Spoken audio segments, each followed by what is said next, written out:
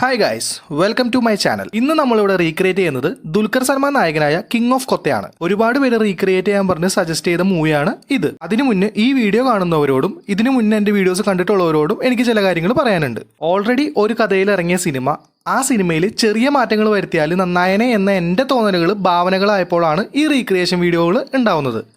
അതുകൊണ്ട് തന്നെ ഒറിജിനൽ മൂവിയുടെ ഫ്ലോക്ക് അനുസരിച്ചായിരിക്കും എൻ്റെ റീക്രിയേഷൻ വീഡിയോസ് പോവുക. അല്ലാതെ ആ സിനിമയിലെ ക്യാരക്ടറിനെ മാത്രം എടുത്ത് കംപ്ലീറ്റ്ലി ഒരു പുതിയ കഥയാക്കി അവതരിപ്പിക്കുന്നതല്ല. ഫോർ എക്സാമ്പിൾ, കൊത്തയിൽ രാജു നാട് വിട്ടു പോകുന്നുണ്ട്. സോ എൻ്റെ കഥയിലും രാജു നാട് വിട്ടു പോകും. പിന്നീട് പടത്തിൽ രാജു കൊത്തയിലേക്ക് തിരിച്ചു വരുന്നുണ്ട്. അപ്പോൾ എൻ്റെ കഥയിലും അത് അങ്ങനെ തന്നെയായിരിക്കും. ചിലപ്പോൾ അതിൽ ചെറിയ മാറ്റങ്ങളൊക്കെ ഉണ്ടായേക്കാം. എൻ്റെ മനസ്സിൽ തോന്നുന്ന പോലെ ചില സിറ്റുവേഷൻസ് എല്ലാം ഞാൻ മാറ്റം വരുത്താറുണ്ട്.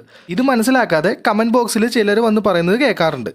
അവർക്ക് വേണ്ടിയാണ് ഈ കാര്യങ്ങൾ പറഞ്ഞത്. അപ്പോൾ ഇഷ്ടമായില്ലെങ്കിൽ എന്തുകൊണ്ട് ഇഷ്ടമായില്ല എന്നും കൂടെ പറഞ്ഞാൽ അടുത്ത വീഡിയോയിൽ ആ തെറ്റുകൾ തിരുത്താനായിട്ട് എന്നെ സഹായിച്ചേക്കാം.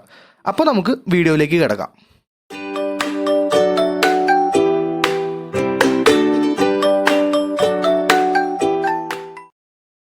കേരള കർണാടക ബോർഡറിലുള്ള സിറ്റിയാണ് കൊത്ത. ബോർഡറിലുള്ള സ്ഥലമായതുകൊണ്ട് തന്നെ കർണാടകയിൽ നിന്ന് വരുന്ന കഞ്ചാവും ചന്ദന മരങ്ങളും കേരളത്തിലേക്ക് കടത്തിയിരുന്നത് കൊത്ത വഴിയാണ്. കൊത്തയിൽ നിന്ന് കടൽ വഴി ട്രാൻസ്പോർട്ട് ചെയ്തിട്ടാണ് ശ്രീലങ്കയിലേക്കും ചൈനയിലേക്കുള്ള ചരക്ക് പോയിക്കൊണ്ടിരുന്നത്. എല്ലാത്തിനും ചുക്കാൻ പിടിച്ചുകൊണ്ടിരുന്നത് കണ്ണൻബായി ആയിരുന്നു. കണ്ണൻബായിയുടെ ചില ലോഡുകൾ കരമാർഗം യു പിയിലേക്ക് പോയി അവിടെ നിന്നാണ് ചൈനയിലേക്ക് പോയിക്കൊണ്ടിരുന്നത്. അങ്ങനെ കണ്ണന്റെ ഒരു ലോഡ് ഇർലയും പീലയും കൂടെ യു പിയിലേക്ക് കടത്തുന്നു. കനത്ത സുരക്ഷയുള്ള യു പി ബോർഡറിൽ വെച്ച് ചെറിയ മിസ്റ്റേക്ക് കാരണം അവരുടെ ലോഡ് പിടിക്കപ്പെടുന്നു. ആ ചരക്ക് യു പി ബോർഡറിൽ നിന്ന് കടത്താനായിട്ട് അവിടുത്തെ വലിയ ഗ്യാങ്സ്റ്ററായ ബൽറാം സേട്ടിനെ കണ്ണന്റെ ആളുകൾ സമീപിക്കുന്നു. കാശിന് വേണ്ടി എന്തും ചെയ്യുന്നവനാണ് സേട്ട്. സേട്ട് പറഞ്ഞ പൈസ കണ്ണൻ കൊടുക്കുകയും ചെയ്തു. അങ്ങനെ ബൽറാമിന്റെ സഹായത്തോടെ ആ ചരക്ക് അവർ ബോർഡർ കടത്തി. സാധാരണ അവിടെ സിമ്പിളായിട്ട് ബോർഡർ കടത്തുന്നതാണ്. പക്ഷെ ഇത്തവണ വന്ന ചെറിയ മിസ്റ്റേക്ക് കാരണമാണ് ലോഡ് പിടിച്ചത്. ഇനി ബൽറാം ആയിരിക്കും ഈ കണ്ടെയ്നർ ചൈനയിലേക്ക് ട്രാൻസ്പോർട്ട് ചെയ്യുക. ഇർലയും പീലയും തിരിച്ച് നാട്ടിലേക്ക് ലോറിയുമായിട്ട് പോന്നു. ബൽറാം സേട്ട് ആരാണെന്ന് നമ്മൾ ഇതുവരെ റിവീൽ ചെയ്തിട്ടുമില്ല. ഇതേ സമയം കൊത്തയിൽ തന്റെ പ്രേമാഭ്യർത്ഥന നിരസിച്ച അനികയെ ജിനു ഉപദ്രവിക്കാൻ ശ്രമിക്കുകയാണ്. എന്റെ കഥയിൽ ജിനു കണ്ണന്റെ ഭാര്യയുടെ അനിയനാണ്. കണ്ണനാണെങ്കിൽ ജിനുവിനോട് അത്ര താല്പര്യമില്ല. അനിക രാജുവിന്റെ പെങ്ങളും. അങ്ങനെ മാർക്കറ്റിൽ വെച്ച് ജിനു അനികയുടെ ഷാൾ വലിച്ച് ഉപദ്രവിക്കാൻ പോകുമ്പോഴേക്കും കൊത്തയിലെ എസ് ഐ ആയ ഗോകുലും പുതിയ സി ഐ ആയ പ്രസന്നയും വരുന്നു. പ്രസന്ന ജിനുവിനിട്ട് 4 കൊടുത്ത് സ്റ്റേഷനിലേക്ക് കൊണ്ടുപോകാൻ പോകുമ്പോഴേക്കും അത് കണ്ണന്റെ അളിയനാണെന്നും ഇപ്രാവശ്യത്തേക്ക് വിടാമെന്നും ഗോകുല് പ്രസന്നയോട് പറയുന്നു. അങ്ങനെ അവര് ജിനുവിന് വിടുന്നു. അനികേനെ അവര് വീട്ടിൽ കൊണ്ടുപോയി ആക്കുന്നുണ്ട്. അപ്പോൾ പ്രസന്ന കണ്ണനെ പറ്റി ഗോകുലിനോട് ചോദിക്കുന്നു. അങ്ങനെ ഗോകുല് കണ്ണനാണ് കൊത്തയിലെ ഏറ്റവും വലിയ ഗ്യാങ്സ്റ്റർ എന്നും ഇവിടുത്തെ എല്ലാ ഡ്രഗ് ആൻഡ് ഇൻലീഗൽ ബിസിനസ് ചെയ്യുന്നത് അവനാണെന്നും പറയുന്നു. അവന് ഈ ലോകത്തിൽ ആരോടെങ്കിലും സ്നേഹം ഉണ്ടെങ്കിൽ അത് അവന്റെ ഭാര്യയോടാണെന്നും ആ ഭാര്യയുടെ അനിയനാണ് സാർ ഇന്ന് മാർക്കറ്റിലിട്ട് തല്ലിയെന്നും ഗോകുല് പറയുന്നു. എന്നിട്ട് ഗോകുല് പ്രസന്നേനെ വീട്ടിൽ കൊണ്ടാക്കിയിട്ട് പോകുന്നു. ഇതേ സമയം തന്നെ ജിനു നടന്നതെല്ലാം പോയിട്ട് കണ്ണന്റെ ഭാര്യയായ നയൻഡയോട് പറയുന്നു. അപ്പോൾ കണ്ണൻ തന്റെ ഗോഡൌണിലിട്ട് സംഘം ചേർന്ന് ഒരുത്തനെ തല്ലിക്കൊണ്ടിരിക്കുകയാണ്. അവിടെയാണ് കണ്ണന്റെ ഇൻട്രോ നമ്മൾ പ്ലേസ് ചെയ്തേക്കുന്നത്. നൈല ജിനുവിനെ പുതിയ പോലീസുകാരൻ തല്ലിയെന്ന് കണ്ണനോട് പറയുന്നു. കണ്ണൻ ജിനുവിനോട് നീ എന്ത് ചെയ്തിട്ടാണ് തല്ലിയിട്ടെന്ന് ചോദിക്കുമ്പോൾ ജിനു നടന്ന കാര്യങ്ങൾ പറയുന്നു. അപ്പോഴാണ് അവൻ രാജുവിന്റെ പെങ്ങളുടെ പിന്നാലെ ആയിരുന്നെന്ന് കണ്ണൻ അറിയുന്നത്. കണ്ണൻ അപ്പോൾ തന്നെ ജിനുവിന്റെ കരണത്ത് ഒരു അടിയും കൊടുത്ത് അവൻ രാജുവിന്റെ പെങ്ങളാടാ എന്ന് പറയുന്നു. അപ്പോൾ നൈല കണ്ണനോട് നിങ്ങളെ പേടിച്ച് ഇവിടെ നിന്ന് ഓടിപ്പോയ അവനെ നിങ്ങൾക്ക് ഇപ്പോൾ പേടിയുണ്ടോ എന്ന് ചോദിക്കുന്നു. അപ്പോൾ നൈലയോട് കണ്ണൻ രാജു എന്നീ നാട്ടിൽ കാലുകുത്തുന്നോ അന്ന് അവന്റെ അന്ത്യമായിരിക്കും എന്ന് പറയുന്നു. എന്നിട്ട് പുതിയ സി ഐ പ്രസന്നയെ പറ്റി അന്വേഷിക്കാനായിട്ട് തന്റെ സംഘത്തോട് പറയുന്നു. ഇതേ സമയം രാത്രി വീട്ടിൽ വിഷമിച്ചിരിക്കുന്ന അനിക അച്ഛൻ രവിയോട് മാർക്കറ്റിൽ വെച്ച് നടന്നതെല്ലാം പറയുന്നു. രവി അത് കേട്ട് ദേഷ്യപ്പെടുന്നു. പിറ്റേന്ന് പ്രസന്ന ഉറക്കത്തിൽ നിന്ന് കണ്ണുറക്കുമ്പോൾ മുന്നിലിരിക്കുന്നത് കണ്ണന്റെ സംഘമാണ്. അവിടേക്ക് കണ്ണനും ജിനുവും വന്ന് പ്രസന്നയോട് 2 ഡയലോഗും അടിച്ച് ജിനുവിനെ കൊണ്ട് പ്രസന്നയ്ക്ക് 2 അടിയും കൊടുത്ത് മേലാൽ ഒന്നിലും തലയിടരുതെന്ന് പറഞ്ഞ് കണ്ണൻ അവിടെ നിന്ന് പറഞ്ഞു വിടുന്നു. ഇതിൽ പൊളിഞ്ഞ പ്രസന്ന എങ്ങനെയെങ്കിലും കണ്ണനോട് പ്രതികാരം ചോദിക്കാനായിട്ട് വെയിറ്റ് ചെയ്യുന്നു. അന്ന് തന്നെ അനികയുടെ അച്ഛൻ രവി ജിനുവിനെയും അവന്റെ പിള്ളേര് സംഘത്തിനെയും കൊത്തയിലിട്ട് തല്ലുന്നു. ഈ ഫൈറ്റിനിടയിൽ ജിനു രവിയെ കത്തിയോണ്ട് കുത്തിയിട്ട് അവിടെ നിന്ന് കടന്നു കളയുന്നു. രവി ആശുപത്രിയിലാവുന്നു. അവിടേക്ക് എത്തിയ പ്രസന്നയോട് ഇത് രാജുവിന്റെ അച്ഛനും പെങ്ങളുമാണെന്ന് ഗോകുൽ പറയുന്നു. അപ്പോഴാണ് സിനിമയിലേതുപോലെ കൊത്തയുടെ ഫ്ലാഷ് ബാക്ക് ഗോകുൽ പ്രസന്നയോട് പറയുന്നത്. ഫ്ലാഷ് ബാക്കിൽ നമ്മൾ ചെറിയ ചേഞ്ചസ് ഒക്കെ വരുത്തിയിട്ടുണ്ട്. രാജുവും കണ്ണനും ഗോകുലും എല്ലാം സുഹൃത്തുക്കളായിരുന്നു. കുത്തേറ്റ് കിടക്കുന്ന രാജുവിന്റെ അച്ഛനായിരുന്നു കൊത്ത രവി. കൊത്തയിലെ പണ്ടത്തെ ഒരു വലിയ റൗഡി ആയിരുന്നു. കൊത്ത രവി ഒരു കേസിലകപ്പെട്ട് അകത്ത് പോയപ്പോഴാണ് കർണാടകയിൽ നിന്ന് കഞ്ചാവ് എടുത്താനായിട്ട് പുതിയ റൂട്ട് കണ്ടുപിടിച്ച് രഞ്ജിത്ത് എന്ന ആള് കൊത്തയിലേക്ക് വരുന്നത്. രഞ്ജിത്ത് ആയിരുന്നു പണ്ട് കണ്ണന്റെ സ്ഥാനത്ത്. ആ സമയത്ത് രഞ്ജിത്തിന്റെ കൂടെ കൂടിയതാണ് കണ്ണനും രാജുവും. ചെറുപ്പം തൊട്ടേ ഉറ്റ സുഹൃത്തുക്കളായിരുന്നു കണ്ണനും രാജുവും. രണ്ടുപേർക്കും രാജുവിന്റെ അപ്പനെ പോലെ ഗ്യാങ്സ്റ്റർ ആകാനായിട്ടായിരുന്നു ആഗ്രഹം. അങ്ങനെ ഇരുന്നപ്പോഴാണ് അവിടെ രവിയേക്കാൾ പവറുള്ള രഞ്ജിത്തും സംഘവും എത്തുന്നത്. അങ്ങനെ അവർക്ക് രഞ്ജിത്തിനെ പോലെ ആവണമെന്നുള്ളൊരു ആഗ്രഹവും വന്നു.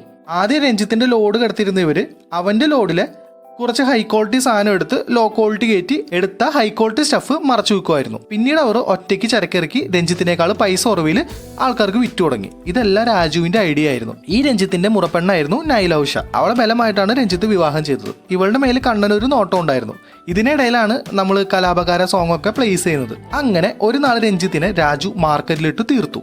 ഉറ്റ സുഹൃത്തായ കണ്ണന്റെ 2 ആഗ്രഹങ്ങളായ നൈലനെയും കൊത്തയും രാജു കണ്ണന് കൊടുത്തു. പിന്നീട് പതിയെ കണ്ണൻ രാജുവിനെ അവോയ്ഡ് ചെയ്തു തുടങ്ങി. കൊത്തയിൽ കഞ്ചാവ് സുലഭമായി തുടങ്ങിയപ്പോൾ ആക്രമണങ്ങളും കൂടി തുടങ്ങി. ഒരിക്കലും കഞ്ചാവ് അടിച്ച് കിളിപോയ ഒരുത്തൻ ബൈക്കിൽ രാജുവിന്റെ അമ്മയുടെ മാല പൊട്ടിച്ചു. അപ്പോൾ തലയിടിച്ചു വീണ രാജുവിന്റെ അമ്മ 3 ദിവസത്തിന് ശേഷം മരിച്ചു. മരിക്കുന്നതിന് മുന്നേ രാജുവിനോട് എല്ലാത്തിനും കാരണം നിങ്ങളാണെന്നും ഒരിക്കലും ഇനി മറ്റാർക്കും ഈ സ്ഥിതി വരരുതെന്നും രാജുവിനോട് അമ്മ പറഞ്ഞു. അങ്ങനെ അമ്മ മരിച്ചു. ആ സമയം കണ്ണൻ രഞ്ജിത്തിനേക്കാളും വലിയ സാമ്രാജ്യം കൊത്തയിൽ ഉണ്ടാക്കിയിരുന്നു. അമ്മ മരിക്കാനിടയായ പയ്യൻ കണ്ണന്റെ സംഘത്തിൽപ്പെട്ടവനായിരുന്നു. രാജു അവനെ കൊന്ന് കണ്ണനോട് ഇനി മേലിൽ കഞ്ചാവ് ബിസിനസ് കൊത്തയിൽ ചെയ്യരുതെന്ന് വിലക്കുന്നു. എന്നാൽ കണ്ണൻ അത് തള്ളിക്കളഞ്ഞു. കണ്ണൻ വീണ്ടും ചരക്കെത്തിച്ചു. ഇത്തവണ അത് വലിയൊരു കൺസൈൻമെന്റ് ആയിരുന്നു. അതറിഞ്ഞ രാജു അന്ന് രാത്രി ആ ചരക്ക് മുഴുവൻ കത്തിച്ചു കളഞ്ഞു. അന്ന് രാജുവും കണ്ണന്റെ സംഘവുമായിട്ട് ഒരു ഫൈറ്റ് ഉണ്ടായി. കണ്ണന്റെ സംഘത്തിന് 2 എണ്ണത്തിന് രാജു തട്ടി. ആ ഫൈറ്റിൽ കണ്ണന്റെ കണ്ണും നഷ്ടമായി. രാജു ആ ഫൈറ്റിനിടയിൽ കണ്ണനെ കത്തിയോണ്ട് കുത്തുകയും ചെയ്തു. ഉറ്റ സുഹൃത്തിനെ കുത്തിയ വിഷമത്തിൽ ഇരിക്കുമ്പോൾ പോലീസ് രാജുവിനെ പിടിക്കാനായിട്ട് അവിടേക്ക് എത്തുന്നു. ആരാ സാക്ഷി പറഞ്ഞെന്ന് രാജു ചോദിക്കുമ്പോൾ നിന്റെ അച്ഛൻ രവി തന്നെയാണെന്ന് പറയുന്നു. കണ്ണൻ മരിച്ചിട്ടില്ല, സീരിയസ് ആയിട്ട് ഹോസ്പിറ്റലിലാണെന്നും രാജുവിനോട് പറയുന്നു. അപ്പോഴേക്ക് രവി അങ്ങോട്ട് വന്ന് രാജുവിനോട് ചില കാര്യങ്ങൾ പറയുന്നു. നിന്നോട് നന്നാവണമെന്ന് പറയാനായിട്ട് എനിക്ക് അർഹതയില്ല. ഇനി നിനക്ക് താഴെ ഒരു പെണ്ണുകൂടിയുണ്ട്. നീ കാരണം എന്റെ ഭാര്യ പോയി. എന്റെ മോളെ കൂടെ എനിക്കിനി കളയാൻ പറ്റില്ല. ഇനി നീ ഈ നാട്ടിലേക്ക് തിരിച്ചു വരേണ്ട സമയം നീ താനെ അറിയും. അപ്പോൾ മാത്രം നീ ഇവിടേക്ക് വന്നാൽ മതി. നീയും ചാവുന്നത് കാണാൻ എനിക്ക് പറ്റില്ല എന്ന് രാജുവിനോട് പറഞ്ഞിട്ട് രവി അവിടെ നിന്ന് പോകുന്നു. സാധാരണ കൊത്തയിൽ കണ്ണനും രാജുവിനും എതിരെ ആരും പേടികൊണ്ട് സാക്ഷിയൊന്നും പറയാറില്ലായിരുന്നു. പക്ഷേ രവി അത് പറഞ്ഞു. അന്ന് രാജുവിനെ പോലീസ് ജയിലിലേക്ക് കൊണ്ടുപോയി. പിന്നീട് രാജു കൊത്തയിലേക്ക് മടങ്ങി വന്നിട്ടില്ല. അവൻ എവിടെയാണെന്ന് പോലും ആർക്കറിയില്ല എന്ന് പറഞ്ഞിട്ട് ഫ്ലാഷ് ബാക്ക് നമ്മളെ എൻഡ് ചെയ്യുന്നു. ഈ ഫ്ലാഷ് ബാക്ക് പറഞ്ഞു കഴിയുമ്പോൾ പ്രസന്നയും ഗോകുലും ഒരു ജീപ്പിൽ പോയിക്കൊണ്ടിരിക്കുകയാണ്. പ്രസന്ന അപ്പോൾ ഗോകുലിനോട് പക്ഷെ രാജു കൊത്തയിലെ എല്ലാ കാര്യങ്ങളും അറിയുന്നുണ്ടാവും എന്ന് പറയുന്നു. ആ സമയം ഗോകുൽ ഒന്ന് പരുങ്ങുന്നുണ്ട്. അപ്പോൾ കൊത്തയിൽ നടന്ന ഈ കാര്യങ്ങളെല്ലാം രാജു അറിഞ്ഞിട്ടുണ്ടാവുമെന്നും ഗോകുലിനോട് പറയുന്നു. അപ്പോഴും ഗോകുൽ ഒന്ന് പരുങ്ങുന്നുണ്ട്. ആ സമയം അവർ കൊത്തയിലെ പഴയ ക്ലബിന് മുന്നിലൂടെ ആയിരുന്നു പോയിക്കൊണ്ടിരുന്നത്. അപ്പോൾ ഗോകുല് ക്ലബിന് മുന്നിൽ വണ്ടി നിർത്തി. അവരവിടെ കയറി. അവിടുന്ന് ഗോകുല് രാജുവിന്റെ ഒരു ഫോട്ടോ തപ്പി പ്രസന്നയ്ക്ക് എടുത്ത് കൊടുക്കുന്നു. ഇപ്പൊ 10 വർഷമായി രാജു കൊത്തയിന്ന് പോയിട്ടെന്ന് പ്രസന്നയോട് ഗോകുല് പറയുന്നു. ഇതേ സമയം കണ്ണന്റെ ഗോഡൌണിൽ ആകെ പ്രശ്നമാണ്. ജിനുവിനെ വഴക്ക് പറഞ്ഞുകൊണ്ടിരിക്കുകയാണ് കണ്ണൻ. പണ്ടത്തെ രാജുവായിട്ടുള്ള പ്രശ്നത്തിന് ശേഷം രാജുവിനെ കണ്ടെത്തി തീർക്കാനിരിക്കുകയാണ് കണ്ണൻ. പക്ഷെ അവൻ എവിടെയാണെന്ന് കണ്ടെത്താൻ പോലും കണ്ണൻ ഇതുവരെ കഴിഞ്ഞിട്ടില്ല. ജിനുവിനെ സേഫ് ആയിട്ട് ഇവിടെ നിന്ന് മാറ്റണമെന്നും രാജു ഉറപ്പായിട്ട് തിരിച്ചു വരുമെന്നും വന്നു കഴിഞ്ഞാൽ ജിനുവിനെ ഉറപ്പായിട്ടും കൊല്ലുമെന്നും നൈലനോട് കണ്ണൻ പറയുന്നു. ആ സമയം നൈല കണ്ണനെ ചൊറിയുന്നു. ജിനുവിനെ എങ്ങോട്ടും മാറ്റണ്ട, രാജു തിരിച്ചു വരാൻ പോണില്ല എന്നൊക്കെ നൈല പറയുന്നു. അപ്പോഴേക്കും കണ്ണന്റെ അടുത്തേക്ക് ആഗ്രയിൽ നിന്ന് ഇർലയും പീലയും എല്ലാം തിരിച്ചെത്തുന്നു. ചരക്കെല്ലാം ബൽറാം കൊണ്ടുപോയിട്ടുണ്ട്. ഇനി 2 ദിവസത്തിനുള്ളിൽ ചൈനയിൽ എത്തിക്കുമെന്നും ഇർല കണ്ണനോട് പറയുന്നു. പക്ഷെ ഒരു പ്രശ്നമുണ്ടെന്ന് കണ്ണനോട് ഇർല പറയുന്നു. നമ്മൾ കൺസൈൻമെന്റ് ഏൽപ്പിച്ച ബൽറാമിനൊരു വലങ്കയുണ്ട്, ഒരു മലയാളി. അവനെ അവിടെ എല്ലാവരും വിളിക്കുന്നത് മദ്രാസി എന്നാണ്. മുഴുവൻ പേര് രാജു മദ്രാസി, കൊത്തയിലെ രാജു.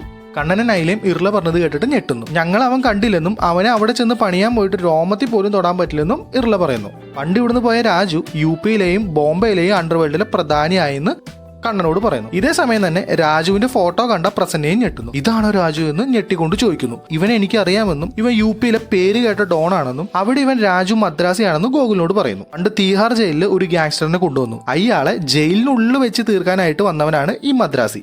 അന്ന് ഞാൻ തീഹാർ ജയിലിലെ ജയിൽ അസിസ്റ്റന്റ് ആയിരുന്നു എന്നും പ്രസന്ന ഗോകുലിനോട് പറഞ്ഞു വെക്കുന്നു. കണ്ണനും പ്രസന്നയും രാജുവിനെ തിരിച്ചറിയുന്ന സീൻ പാരലിലാണ് നടക്കുന്നത്. രാജു ഇവിടേക്ക് വരാൻ സമയമായി എന്ന് പറഞ്ഞിട്ട് ഗോകുലിനെ പ്രസന്ന നോക്കുന്നു. ഈ സമയത്താണ് ഞാൻ ഇന്റർവ്യൂവിൽ പ്ലാൻ ചെയ്തേക്കുന്നത്. കലാപകാര സോങ് മാത്രമാണ് ഫസ്റ്റ് ഹാഫിൽ പ്ലേസ് ചെയ്തേക്കുന്നത്. കൊത്ത സിനിമയിലെ പോലെ DQ ഐശ്വര്യലക്ഷ്മി ആയിട്ടുള്ള ലവ് ട്രാക്ക് ഒന്നും ഞാൻ പ്ലാൻ ചെയ്തിട്ടില്ല. ഐശ്വര്യലക്ഷ്മി പോലും എന്റെ കഥയിലില്ല. ഇനി നമുക്ക് സെക്കൻഡ് ഹാഫിലേക്ക് പോവാം. ആശുപത്രിയിൽ സീരിയസ് ആയിട്ട് കിടക്കുന്ന രവിയെയും വിഷമിച്ചിരിക്കുന്ന അനികയെയും കാണിച്ചിട്ടാണ് സെക്കൻഡ് ഹാഫ് തുടങ്ങുന്നത്. ബില്ലടയ്ക്കാൻ പോലും അവരുടെ പൈസ ഇല്ല. അപ്പോൾ ഗോകുല് കുറച്ച് കാശ് അനികയ്ക്ക് കൊണ്ടുവന്ന് കൊടുത്ത് രാജു വരുമെന്ന് പറഞ്ഞുകൊണ്ട് അവിടെ നിന്ന് പോകുന്നു. ഇതേ സമയം ജിനു മാർക്കറ്റിലെ കടകളിൽ നിന്നും ഗുണ്ടാപിരിവ് എടുത്തുകൊണ്ടിരിക്കുകയാണ്. അവിടേക്ക് ഇതറിഞ്ഞ ഗോകുൽ എത്തുന്നു. അപ്പോഴാണ് സിനിമയിലേതുപോലെ രാജുവിന്റെ എൻട്രി വരുന്നത്.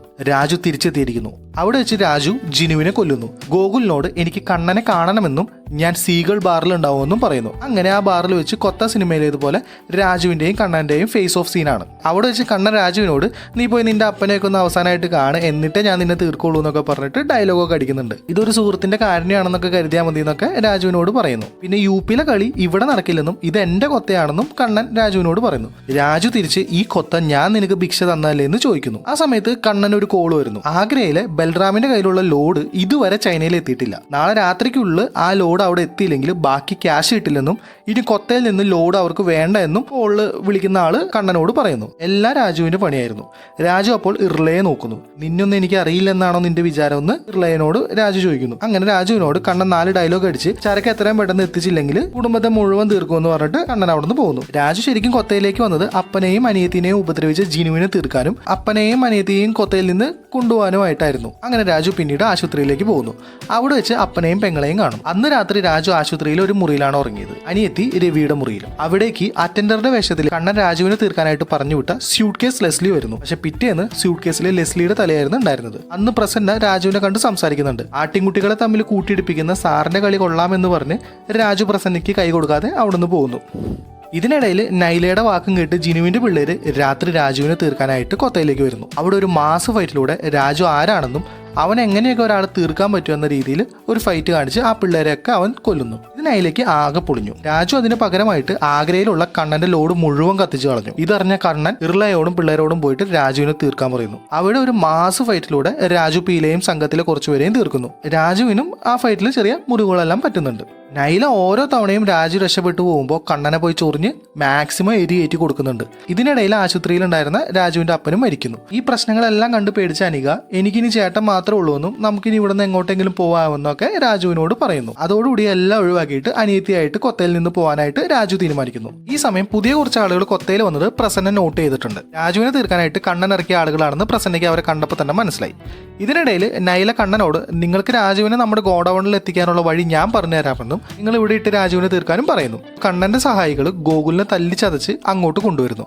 ഇവനാണ് രാജുവിനെ കൊത്തയിലെ ഓരോ നീക്കങ്ങളും അറിയിക്കുന്നതെന്നും നിങ്ങളുടെ കൂട്ടുകാരൻ ഫ്രണ്ട്ഷിപ്പിന് വലിയ വില കൊടുക്കുന്നതുകൊണ്ട് ഇവനെ കൊണ്ടുപോകാനായിട്ട് നിങ്ങൾ പറയുന്നിടത്ത് വരുമെന്നും നൈല കണ്ണനോട് പറയുന്നു. ഇനി ഗോകുലിന് വേണ്ടി വന്നില്ലെങ്കിൽ അവന്റെ പെങ്ങൾക്ക് വേണ്ടി രാജു ഉറപ്പായിട്ടും വരുമെന്ന് പറഞ്ഞിട്ട് അനികയെ ഗോഡൌണിൽ പൂട്ടിയിട്ടേക്കുന്നത് കാണിക്കുന്നു. നാളെ കൊത്തയിൽ സൂര്യൻ ഉദിക്കുന്നത് എന്റെ ജിനുവിന് വേണ്ടി ആയിരിക്കണമെന്നും പറഞ്ഞിട്ട് നൈല അവിടെ നിന്ന് പോകുന്നു. അത് കണ്ണനെ ഇഷ്ടപ്പെട്ടു. അങ്ങനെ ഗോകുലും അനികയും എന്റെ ഗോഡൌണിലുണ്ടെന്നും നീ ഇവിടെ വന്ന് കൂട്ടിക്കൊണ്ടു പോയിക്കോളാനായിട്ട് രാജുവിനോട് കണ്ണൻ വിളിച്ചു പറയുന്നു. രാജു അങ്ങനെ ആ ഗോഡൌണിലേക്ക് എത്തുന്നു. തോക്കും കത്തിയും വെച്ചുള്ള ഫൈറ്റിൽ ഒക്കെ ഇതിനെ രാജു കൊല്ലുന്നു. ഇതിനിടയിൽ ഗോകുല് അനികേനെ രക്ഷിക്കുന്നു. രാജുവിനോടൊപ്പം ഗോകുലും ചെറിയ ഫൈറ്റ് സീക്വൻസ് ഒക്കെ ചെയ്യുന്നുണ്ട്. അങ്ങനെ രാജുവിന്റെ ഡെഡ് ബോഡി കാണാനായിട്ട് എത്തിയ നൈലയുടെ മുന്നിലിട്ട് കണ്ണനെ രാജു കൊല്ലുന്നു. നൈല അവിടെ കിടന്ന് അലറി കരയുമ്പോൾ രാജുവും ഗോകുലും അനികയും അവിടെ നിന്ന് പോകുന്നു. പിന്നീട് രാജുവും അനികയും തന്റെ സാധനങ്ങളെല്ലാം വണ്ടിയിൽ കയറ്റി കൊത്തയിൽ നിന്ന് പോകുന്നതായിട്ട് കാണിച്ചുകൊണ്ട് പടം കഴിയുന്നു. ഇനി നമ്മൾ ടെയിലെൻഡിലേക്കാണ് പോകുന്നത്. ഗോകുലും നൈലയും സ്റ്റേഷനിൽ നേർക്ക് നേരെ ഇരിക്കുകയാണ്. ഗോകുല് കുറച്ച് ഫയലുകൾ നൈലയ്ക്ക് കൈമാറുന്നു. അപ്പോൾ നൈല ഗോകുലിനോട് രാജു ഇപ്പോൾ രാജു മദ്രാസിയാണ്, അവൻ ഏതോ ഒരു സേട്ടിന്റെ വലം കൈയാണെന്നൊക്കെ എനിക്ക് മനസ്സിലായി. പക്ഷെ എന്തുകൊണ്ടാണ് അവൻ 10 കൊല്ലമായിട്ടും കൊത്തയിലേക്ക് വരാതിരുന്നത്? അമ്മയുടെ വാക്ക് പോലും ധിക്കരിച്ച് അവൻ എന്തിനായിരിക്കും UPയിലേക്ക് പോയത്? അവൻ എങ്ങനെയാണ് സേട്ടിന്റെ വലം കൈയായ രാജു മദ്രാസിയായി മാറിയത്? ആരാണ് ഈ ബൽറാം സേട്ട് എന്നിങ്ങനെയുള്ള ചോദ്യങ്ങൾ നൈല ഗോകുലിനോട് ചോദിക്കുന്നു. ഇതിനൊക്കെയുള്ള ഉത്തരം നിനക്കറിയാമെന്ന് എനിക്കറിയാമെന്നും നൈല ഗോകുലിനോട് പറയുന്നു. ഗോകുൽ ഒരു ചെറു പുഞ്ചിരിയോടെ ആ ഫയല് തിരിച്ചു വാങ്ങിക്കൊണ്ട് അവിടെ നിന്ന് നടന്നു പോകുന്നു. അടുത്ത സീനിൽ കാണിക്കുന്നത് ആഗ്രയാണ്. അവിടെ ഒരു ബെൻസ് കാറിന്റെ ഡ്രൈവർ സീറ്റിൽ നിന്ന് സ്ലോ മോഷനിൽ ഇറങ്ങി വരുന്ന രാജു.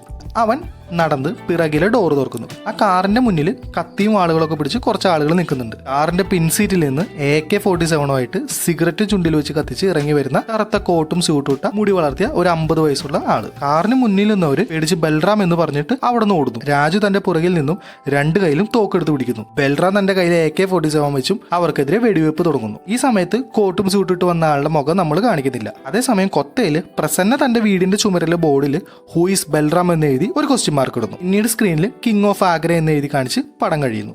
അപ്പോൾ ഞാൻ മുന്നേ പറഞ്ഞ പോലെ തന്നെ ഇത് എൻ്റെ ക്രിയേറ്റിവിറ്റിയിൽ വന്ന ഒരു കഥയാണ്. അപ്പോൾ വീഡിയോ ഇഷ്ടപ്പെട്ടവരും ഇഷ്ടപ്പെടാത്തവരും കമൻസിൽ അഭിപ്രായങ്ങൾ രേഖപ്പെടുത്തുക. അപ്പോൾ അടുത്ത വീഡിയോ ആയിട്ട് കാണുന്നവരെ ബൈ.